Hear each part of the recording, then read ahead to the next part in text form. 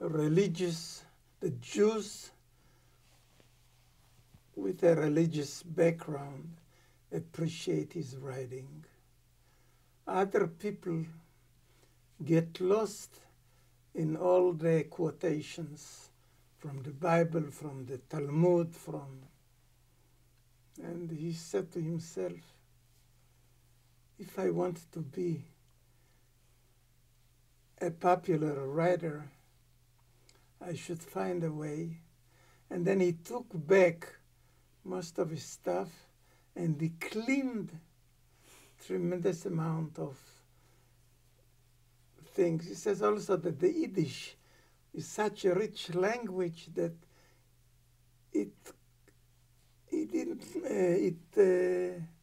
covered some of the thematic motifs that weren't enough developed. Now when he has the story naked, he rewrites it again. And so everybody can read it and everybody can like it.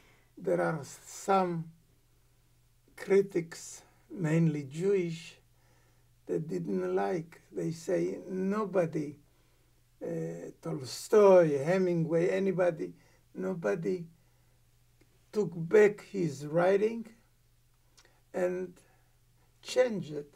And he says both texts are like brothers, are with a certain merit.